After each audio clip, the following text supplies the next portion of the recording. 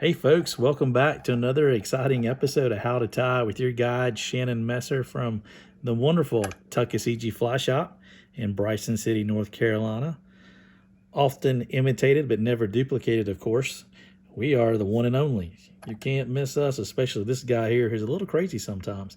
Here in my Nor-vise fly tying system, I am going to attach a number 8 Hackle dry fly hook. And I am using an 8 for this particular purpose of being able to show you this fly. Excuse me, folks. Got a little frog in my throat. Ribbit. Ribbit. Let him jump in the water there for a second. See if that helps things a little bit. I'm sure it will. But this fly I want to tie for you here is called the Carolina Wulff.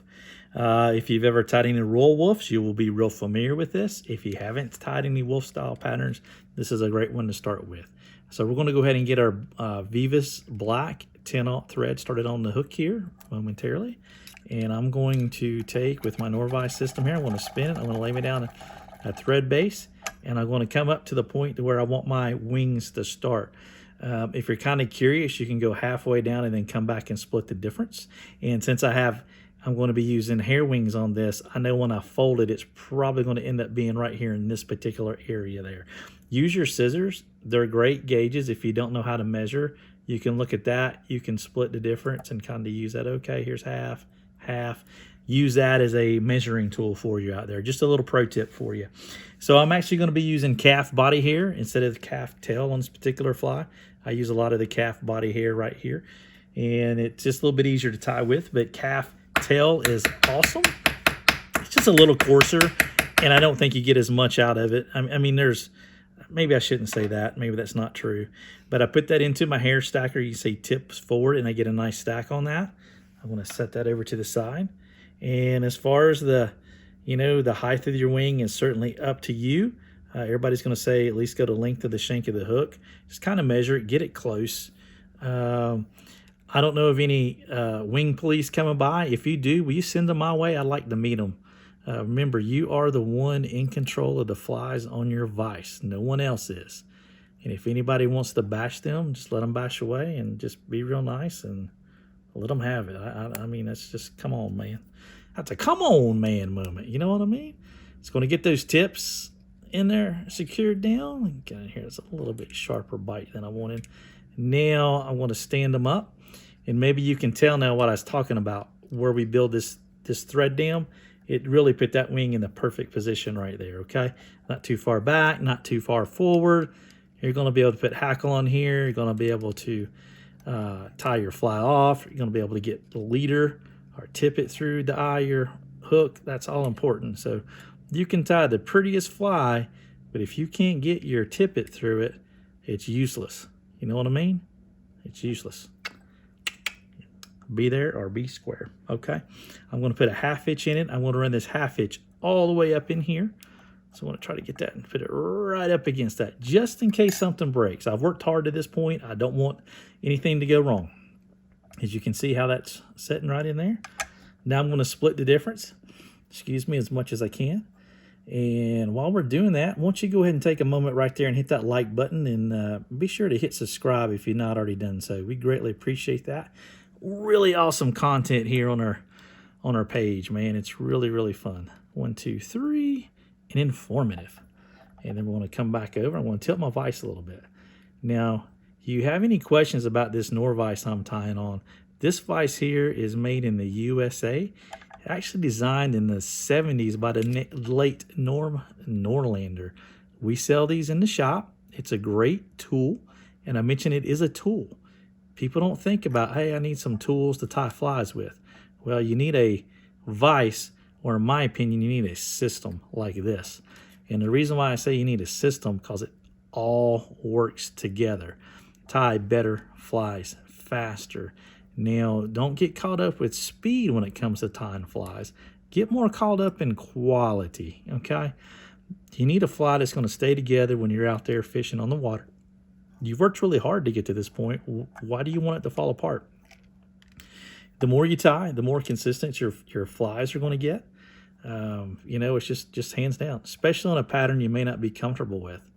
I'm going to put a few wraps at the base of that wing I'll do that on both sides here.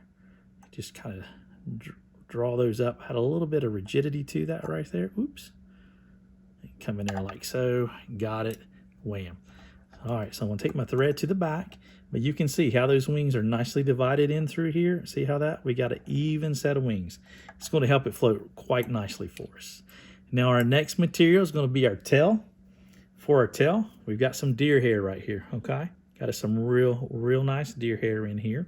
Now, once again, I've taken that material, I've cut what I needed, and I've set that in my hair stacker as well.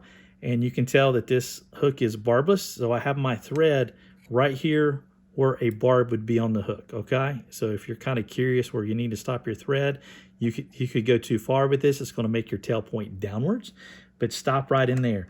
Err on the side of caution. If you're not for sure, stop a little bit short instead of going a little bit too long. As you can tell by the vibrations, I was stacking that hair. And they always say make the tail the length of the shank of the hook. I get it close. You know, no one's perfect.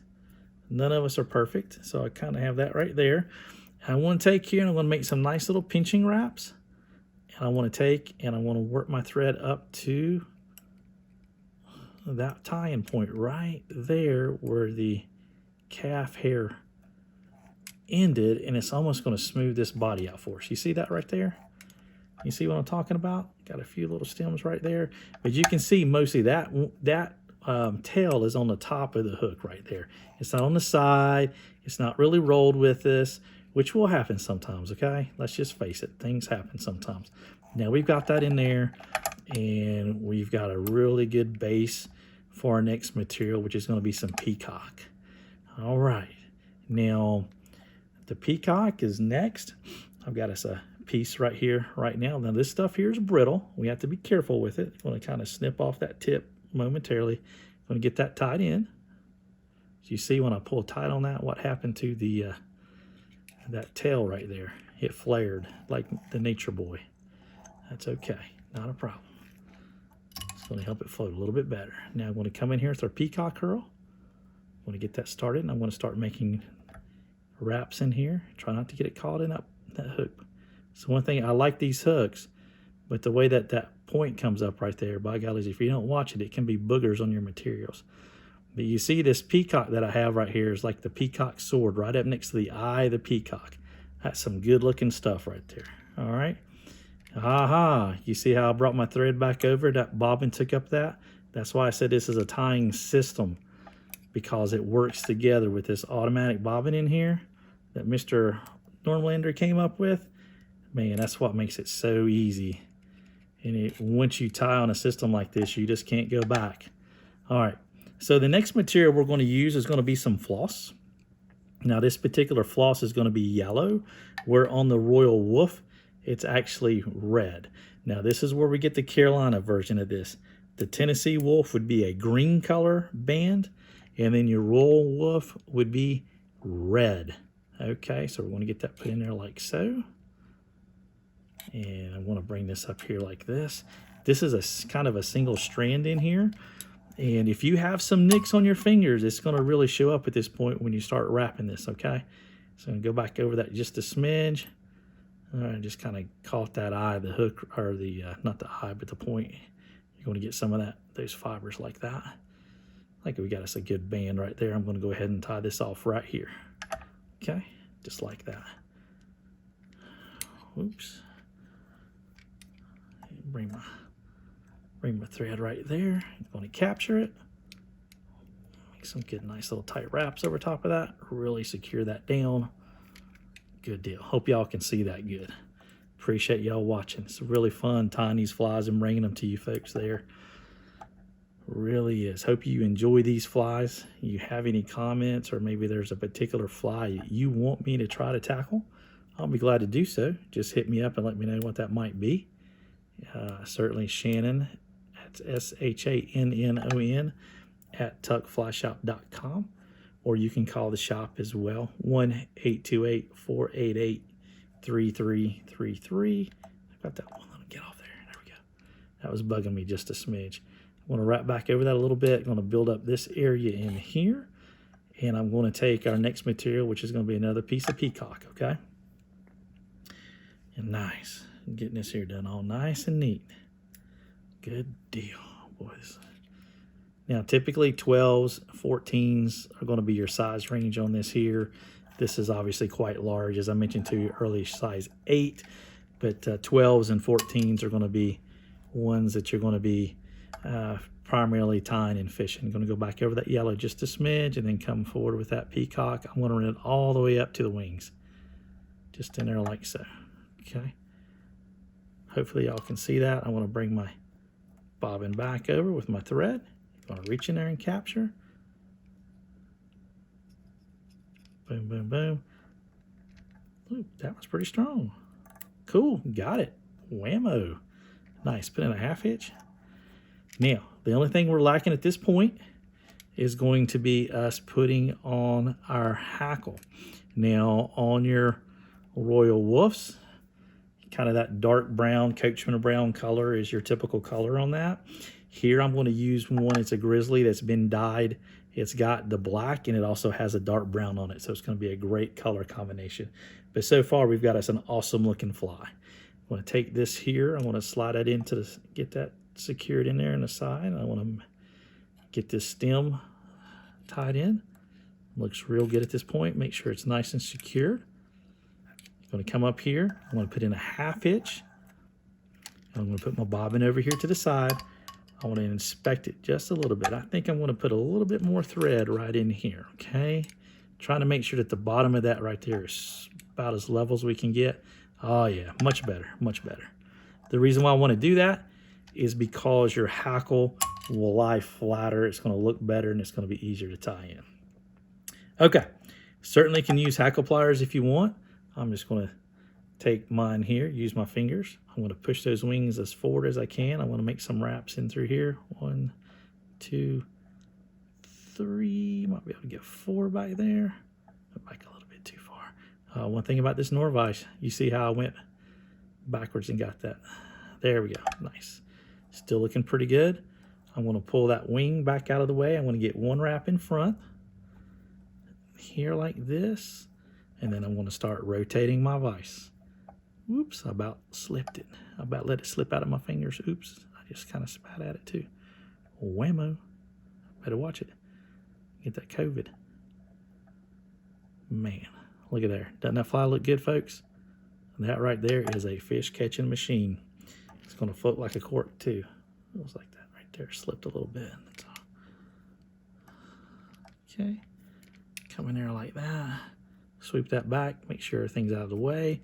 Take my half hitch tool. Going to make sure that my eye is clean, which I believe it is at that point. I want to push my wing back so I can see. There we go. A little bit better position. Reach in here with these fine point scissors. Wham it. Trim that out of the way. Not much use left in that one right there. I'm going to go ahead and discard it. Take our whip finisher here. Do 2 whip finishes, or you can do 1 and a little bit of head cement. Really depends on what I'm tying and how I do that there, the type of fly I'm tying. Okay, right there we go, folks. We have us a really nice Carolina Wulff at that point right there. That's a fly right there that's going to fish really, really well for us. Got a little straggler thin right there. It's a thing about floss. You got to watch it. But that fly right there is going to fish.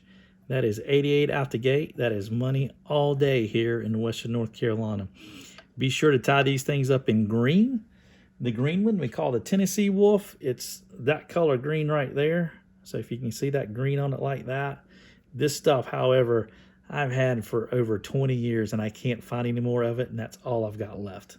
It makes a great little green stone, but I have been very sparingly tying with that stuff there, and as we go to trade shows, I keep that thing in my pocket in hopes I can find something that matches it. Anyway, we appreciate you folks watching, and we look forward to seeing you on the next fly tying video. Y'all take care. Tight lines.